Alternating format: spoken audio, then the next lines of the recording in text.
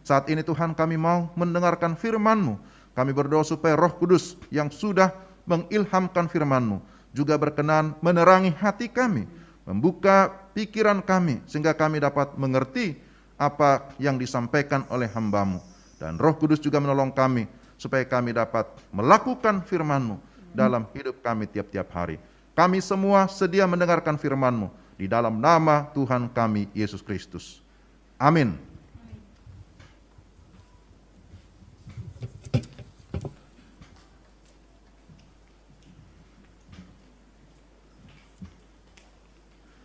Mari kita membuka Alkitab kita masing-masing.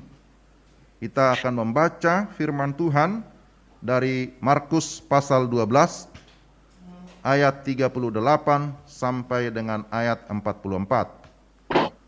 Markus 12 ayat 38 sampai dengan ayat 44. Demikian firman Tuhan. Markus 12 ayat 38 sampai 44. Dalam pengajarannya Yesus berkata, "Hati-hatilah terhadap ahli-ahli Taurat yang suka berjalan-jalan, memakai jubah panjang dan suka menerima penghormatan di pasar, yang suka duduk di tempat terdepan di rumah ibadat dan di tempat terhormat dalam perjamuan, yang menelan rumah janda-janda, sedang mereka mengelabui mata orang dengan doa yang panjang-panjang. Mereka ini pasti akan menerima hukuman yang lebih berat." Pada suatu kali Yesus duduk menghadapi peti persembahan dan memperhatikan bagaimana orang banyak memasukkan uang ke dalam peti itu. Banyak orang kaya memberi jumlah yang besar. Lalu datanglah seorang janda yang miskin dan ia memasukkan 2 peser, yaitu 1 duit. Maka dipanggilnya murid-muridnya dan berkata kepada mereka, "Aku berkata kepadamu, sesungguhnya janda miskin ini memberi lebih banyak daripada semua orang yang memasukkan uang ke dalam peti persembahan.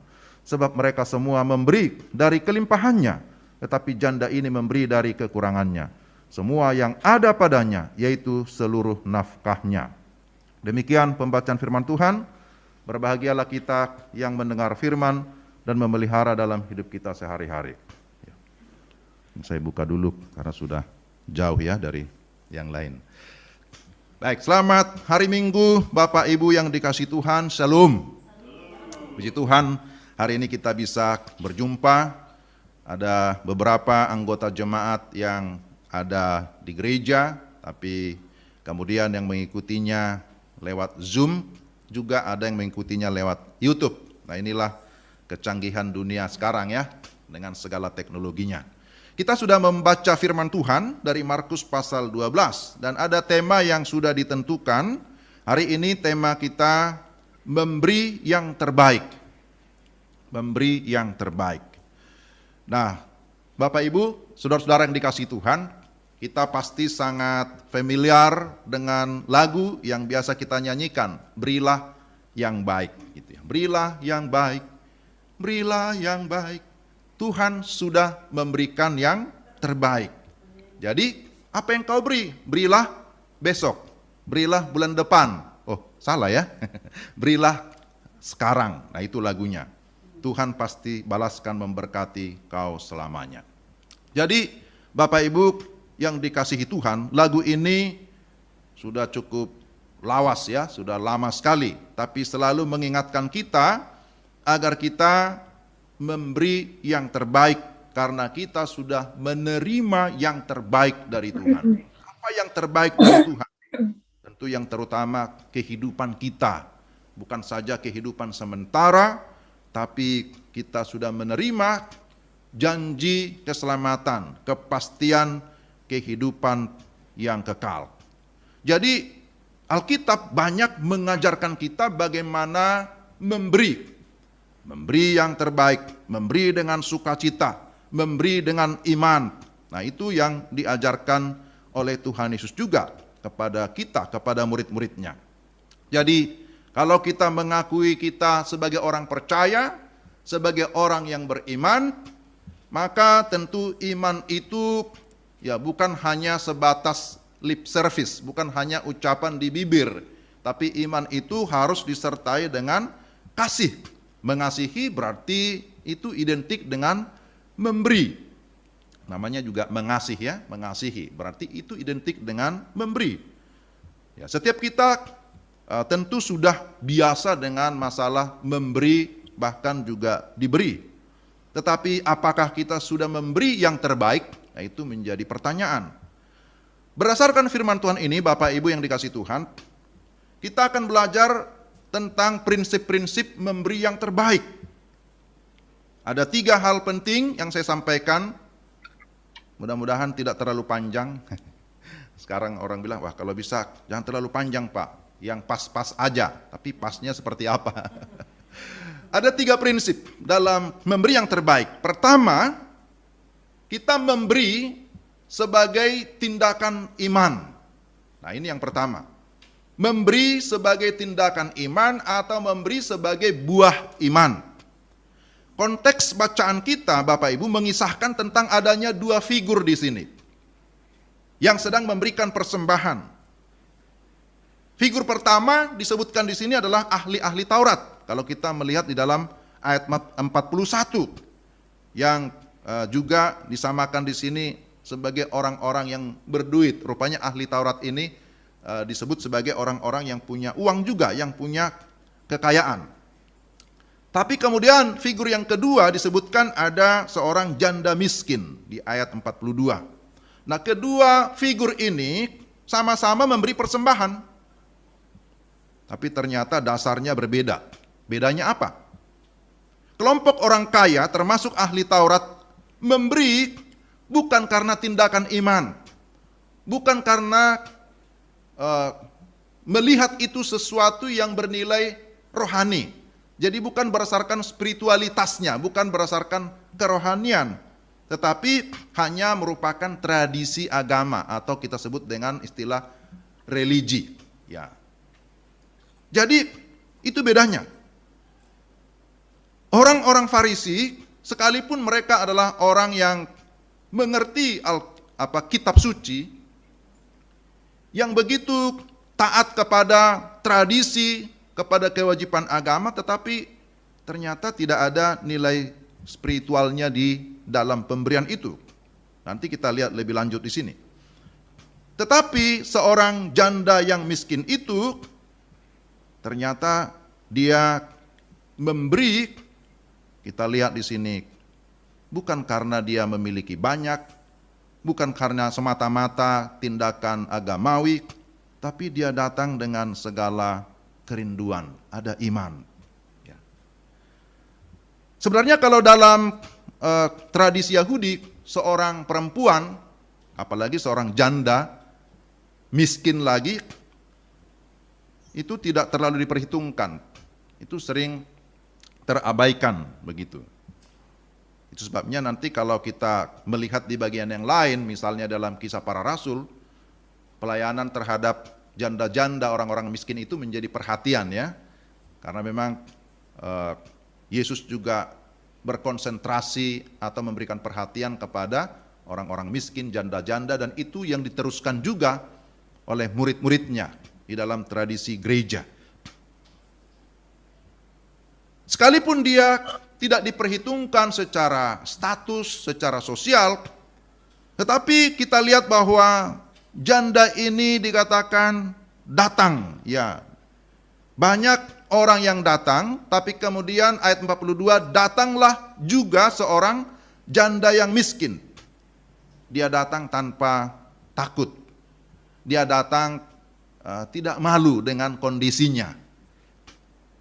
Kita tidak perlu ya mungkin membayangkan seperti apa wajahnya, bagaimana pakaiannya, karena bukan itu penekanannya, karena ini masalah hati kan. Tapi dia datang tanpa takut, tanpa malu, sekalipun berhadapan dengan orang-orang yang katakanlah orang-orang yang mewah, orang-orang yang kaya, orang-orang yang pintar. Karena apa? Karena dia datang dengan iman. Saya pernah mendengar seseorang merasa minder untuk masuk ke gereja tertentu. Kenapa? Saya tidak mau ke sana, soalnya saya melihat orang-orang di sana semuanya hebat-hebat. Jadi akhirnya dia merasa minder, merasa malu, akhirnya tidak jadi masuk. Hanya gara-gara penampilan. Nah itu tidak boleh terjadi ya. Bapak Ibu, kita datang kepada Tuhan dengan iman. Maka kalau kita memiliki iman, maka kita tidak terfokus kepada yang namanya pakaian, penampilan, karena bukan itu yang sesungguhnya yang Tuhan cari. Tetapi dia mencari iman. Adakah iman di hati kita? Tapi janda miskin ini dia mau datang ke bait Allah dengan kerinduan untuk menjalankan ibadahnya, dengan kerinduan untuk memberi sesuatu apa yang bisa dia beri. Dan terutama dia memberi dirinya sebagai penyembahan kepada Allah. Inilah yang terpenting. Ya, kalau kita bertanya, bisakah atau mungkinkah seseorang bisa memberi tanpa iman? Ya sangat mungkin. Banyak orang bisa memberi tapi tanpa iman. Banyak yang demikian. Kita tentu mengingat peristiwa Kain dan Habel ya. Ini kita tidak usah ambil dari luar lah, ambil dari Alkitab.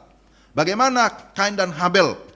Mengapa persembahannya Habel diterima oleh Tuhan, tetapi persembahannya Kain itu ditolak? Mungkin ada banyak orang yang berpendapat atau menafsirkan, karena Habel memberi yang terbaik, Kain bukan yang terbaik. Tapi siapa bilang? Ya sama-sama mereka memberi dari apa yang mereka punya dan tentu yang terbaik menurut mereka. Kain memberikan hasil yang terbaik, Habel juga memberikan apa yang terbaik yang ada padanya. Tetapi apakah ukuran terbaik itu dilihat dari besarnya, dilihat dari jumlahnya, dilihat dari penampilannya? Ternyata tidak. Jawabannya di dalam Ibrani pasal 11 dikatakan karena Habel memberi dengan iman. Jadi ini. Jadi persembahan Habel diterima karena dia memberi dengan iman. Persembahan janda miskin ini diterima karena dia memberi dengan iman. Maka Bapak Ibu yang dikasihi Tuhan, ini prinsip yang pertama. Mari kita memberi, bahkan kita melakukan segala sesuatu, apapun yang kita lakukan untuk Tuhan kita lakukan karena iman. Karena kita sungguh-sungguh percaya, karena kita sungguh-sungguh meyakini bahwa Tuhanlah sumber hidup kita, pemilik hidup kita, bahkan juga yang memberikan segala berkat yang ada pada kita. Amin. Nah ini yang pertama. Tapi yang kedua, prinsip kedua, memberi dengan kasih yang rela berkorban. Perhatikan Bapak Ibu, bahwa janda miskin ini tidak menyia-nyiakan kesempatan. Dia memberi pada waktu yang tepat, selagi masih ada kesempatan. Sekalipun pada saat itu dia berada dalam kekurangan, karena jelas dikatakan dia berada di dalam kekurangan. Tetapi menarik untuk kita perhatikan Bapak Ibu bahwa Alkitab mencatat bahwa janda ini sungguh-sungguh datang, sungguh-sungguh mau memberi. Memang di dalam Alkitab ada banyak perempuan-perempuan ya yang dicatat, janda-janda seperti janda Sarfat misalnya dalam perjanjian lama, tapi dalam perjanjian baru juga tadi kita baca. Terus ada kelompok perempuan yang mengikuti Yesus, mereka mau melayani, mereka mau mempersembahkan apa yang ada padanya. Ada juga Lydia dan yang lain-lain ya dicatat dalam Alkitab. Itu menarik, secara khusus janda-janda perempuan. Kenapa ya? Karena memang sekali lagi dalam tradisi Yahudi seringkali perempuan tidak diperhitungkan, sering diabaikan. Sehingga apa yang tidak diperhitungkan oleh manusia, wah kita lihat Tuhan memperhitungkan. Jadi ini sangat luar biasa, menjadi contoh, menjadi teladan. Mereka memberi yang terbaik, mereka memberi dengan kasih. Tadi kita nyanyi lagu itu ya, lagu penyembahan, seperti Maria ya, yang mengurapi Yesus, memberi yang terbaik. Karena apa? Karena dia mengasihi Tuhan, mengasihi dengan sungguh-sungguh. Jadi orang yang mengasihi ya pasti akan memberi. Yesus sangat memberi apresiasi, memberikan pujian, penghargaan kepada janda miskin ini. Sekalipun dia hanya memberi 2 peser, Ya, 2 peser itu adalah uang yang nominalnya sangat kecil pada zaman itu. Mata uang yang sangat kecil.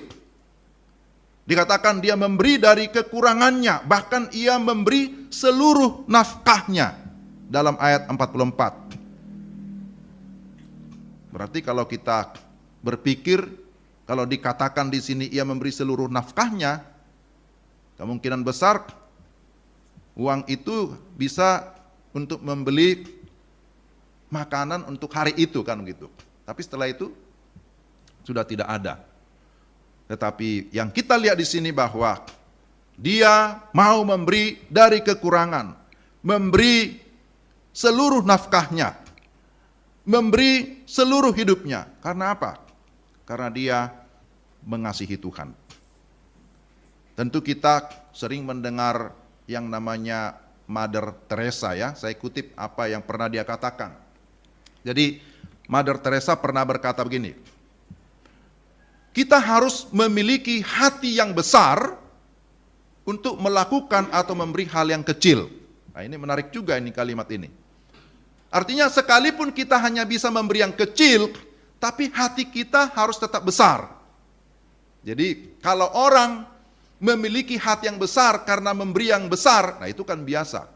Tapi memiliki hati yang besar sekalipun dia hanya memberi yang kecil, nah ini sebenarnya yang Tuhan mau. Jadi bagi orang yang memiliki kasih Kristus, pemberian sebesar apapun itu akan tetap dirasa kecil jika dibandingkan dengan kasih Tuhan, jika dibandingkan dengan pengorbanan Kristus. Saya kira ini prinsip yang harus kita pahami, yang harus kita tanamkan.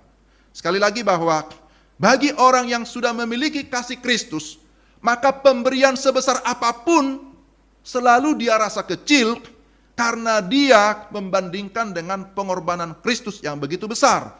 Tapi sebaliknya, bagi orang yang tidak sungguh-sungguh di dalam Tuhan, yang tidak sungguh-sungguh di dalam kasih, maka pemberian sekecil apapun itu terasa berat untuk dipersembahkan bagi Tuhan. Kalau tidak sungguh-sungguh dalam Tuhan, tidak sungguh-sungguh di dalam kasih Tuhan, maka untuk memberi yang kecil pun dia rasa kok berat sekali. Tapi sebaliknya, kalau dia memiliki kasih Tuhan yang sungguh-sungguh, dia tidak pernah memperhitungkan pemberiannya. Dia tidak pernah merasa berat untuk memberi, karena dia sudah mengalami pengorbanan Kristus. Karena itu, Bapak Ibu yang terkasih dalam Tuhan, mari kita memberi di atas dasar kasih yang tulus dan murni. Mari kita memberi dengan sukacita, memberi dengan sukarela. Walaupun mungkin kita di dalam kekurangan, walaupun yang bisa kita beri hanya kecil, tapi kalau itu diberi dengan hati yang besar, dengan kasih yang tulus, maka itu akan diperhitungkan oleh Tuhan. Tapi jangan juga ngeles ya. Ada satu cerita lucu. Ada seorang bapak ini aktif di dalam ibadah, aktif di dalam pelayanan.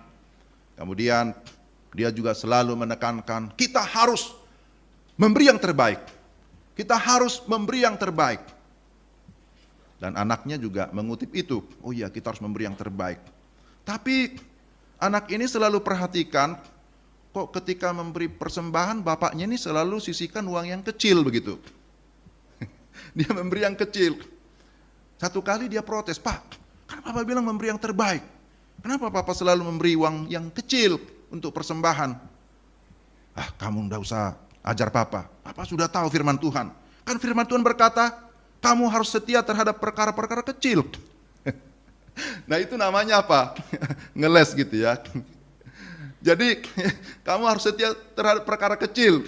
Jadi maksudnya apa? Biarlah memberi persembahan juga yang kecil-kecil begitu ya. Tapi yang dimaksud di sini bukan seperti itu. Janda miskin ini memang memberi yang kecil karena dia tidak punya yang besar. Tapi kalau punya yang besar, tapi selalu memilih yang terkecil, saya kira itu bukan kasih namanya. Ya, beda ya kalau kita memberi kepada Tuhan dengan memberi kepada tukang parkir. Kalau kepada tukang parkir di jalan, ya kalau apalagi di jalan yang macet, kita selalu cari yang kalau bisa yang kecil kan begitu ya. Karena memang dia bukan Tuhan. Tapi kepada Tuhan saya kira tidak demikian, tapi kita memang mempersiapkan apa yang bisa kita beri supaya Tuhan disenangkan. Dan yang terakhir Bapak Ibu, memberi dengan sebuah pengharapan. Apa yang kita harapkan ketika memberi? Nah, ini juga menjadi pertanyaan. Ketika kita memberikan sesuatu, entahkah itu persembahan kita, entahkah itu ya berkaitan dengan sumbangan kita atau pemberian sukarela, apa yang bisa kita beri? Apa yang kita harapkan setelah itu? Apakah supaya kembali berlipat-lipat kali ganda? Apakah supaya setelah memberi saya mendapatkan kelimpahan berkat? Ada juga yang begitu. Ayo kita memberi, supaya setelah ini kita akan mendapatkan 100 kali lipat. Berapa lagi ya? 60 kali lipat, saya tidak menghafal itu, tapi ada itu berlipat-lipat itu. Memang ada dalam firman Tuhan. Tapi Bapak Ibu, apakah itu motivasi kita yang sesungguhnya ketika memberi? Kalau demikian kita sudah terjebak dengan teologi sukses, teologi kemakmuran.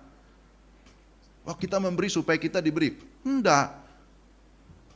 Kalau prinsip Tuhan, dia memberi dengan kerelaan. Dia memberikan dirinya. Dia memberi yang terbaik. Tentu tidak mengharapkan ya supaya kita juga harus seperti itu. Tapi prinsipnya adalah kalau kita memberi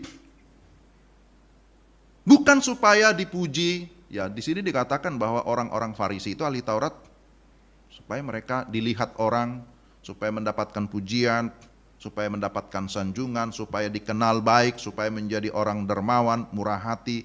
Ternyata bukan itu yang Tuhan mau.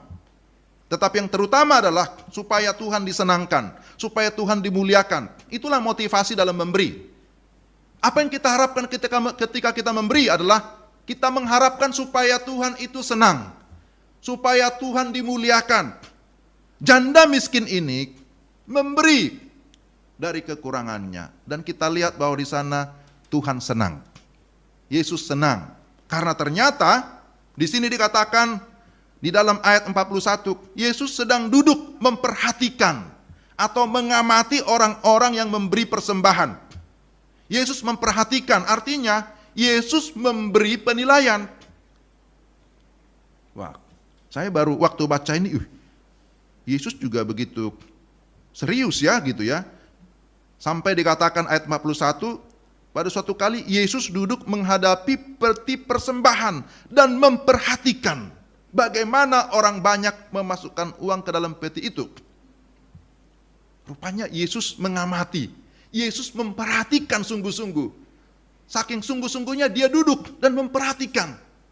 Nah, saya ambil aplikasi rohaninya, tentu sampai sekarang Yesus juga memperhatikan kita kan gitu ya. Memperhatikan seluruh keberadaan kita, memperhatikan bagaimana kita hidup, bahkan memperhatikan bagaimana kita memberi. Nah, pertanyaannya apakah ketika kita melakukan sesuatu, ketika kita memberikan sesuatu, kira-kira Yesus duduk tersenyum atau tidak ya? Nah ini. Apakah ketika Tuhan melihat kita memberi lalu Yesus geleng-geleng kepala, aduh kamu ini ya, nggak ngerti juga gitu. Atau manggut-manggut senyum, bahkan mungkin angkat 2 jempol. Bagus, lanjutkan gitu ya. Nah, jadi Bapak Ibu yang dikasih Tuhan, Yesus memperhatikan, dia memberikan penilaian. Ternyata janda miskin itu mendapatkan pujian dari Yesus karena dia memberi yang terbaik. Memberi yang terbaik tidak sama dengan memberi yang terbanyak. Dia tidak memberi yang terbanyak, tapi dia memberi yang terbaik. Orang kaya itu memberi yang terbanyak, tetapi ternyata bukan yang terbaik, sehingga tidak mendapatkan nilai yang baik. Saudara yang dikasih Tuhan, Tuhan tidak fokus pada kuantitas atau jumlah, sekalipun tentu dia melihat juga berapa yang diberi. Tetapi pada hati yang mau memberi. Hati yang sungguh-sungguh mau memberi. Bukan untuk mendapatkan pujian manusia, tetapi untuk memuliakan Tuhan. Maka Bapak Ibu, alangkah kita bersukacita, alangkah bahagianya sekiranya kita bisa memberi, ya, bukan hanya karena kita memiliki kelimpahan, tetapi bisa memberi sekalipun di dalam kekurangan. Lebih baik lagi kalau kita punya, kita memberi dengan hati, tapi juga memberi yang banyak dan itu yang terbaik. Nah, tentu itu yang Tuhan pasti lebih disenangkan lagi.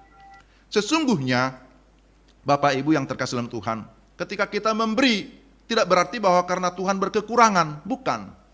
Tetapi Tuhan mengajarkan kita memberi, bagaimana kita terlibat di dalam pekerjaan Tuhan. Kita memberi untuk Tuhan, bukan Tuhan secara langsung menerima itu, tetapi Tuhan mau memakai itu, memakai persembahan itu untuk apa? Untuk pekerjaannya, untuk proyek misinya, untuk pelayanan yang dikerjakan oleh hamba-hambanya, oleh umatnya yang ada di tengah-tengah dunia ini. Jadi Bapak Ibu yang dikasihi Tuhan, apa yang bisa kita simpulkan dari bagian ini? Tema kita adalah memberi yang terbaik. Tuhan sudah memberi yang terbaik, maka kita mengikuti teladannya. Kita mensyukuri segala anugerah Tuhan. Maka kalau kita memberi, haruslah di dalam ucapan syukur. Kita memberi dengan iman, memberi dengan prinsip kasih. Kita memberi dengan sebuah pengharapan bahwa Tuhan disenangkan melalui apa yang bisa saya beri. Janda miskin dalam bagian ini bukan hanya mengungkapkan kasihnya melalui pemberiannya, tapi lebih lagi mempersembahkan hidupnya untuk menyenangkan hati Tuhan. Maka mari kita memberi selagi masih ada kesempatan. Mari kita memberi bukan karena kita memiliki kelimpahan, tetapi berani memberi sekalipun di dalam kekurangan. Memberi bukan karena tekanan, bukan karena paksaan, tetapi dengan kerelaan. Memberi bukan dengan kesedihan, tetapi memberi haruslah menjadi kesukaan, menjadi kesenangan bagi kita sebagai anak-anak Tuhan. Dan terakhir, kiranya setiap pemberian kita mengharumkan nama Kristus. Amin. Mari kita berdoa. Tuhan, terima kasih untuk firman-Mu hari ini yang mengingatkan kami tentang pemberian Tuhan yang terbaik. Engkau sudah mengorbankan diri-Mu, mati bagi kami. Maka sepatutnya lah, selayaknya lah kami sebagai anak-anak-Mu, kami juga mau memberi yang terbaik bagi kemuliaan nama Tuhan. Kiranya Tuhan memberikan kami hikmat, memberikan kami kesadaran, memberikan kami kemampuan untuk kami sungguh-sungguh memberi yang terbaik, bahkan mau mempersembahkan hidup kami untuk melayani Tuhan, untuk mengasihi Tuhan selama masih ada kesempatan. Pakailah kami Tuhan menjadi alat di tangan-Mu dimanapun kami berada.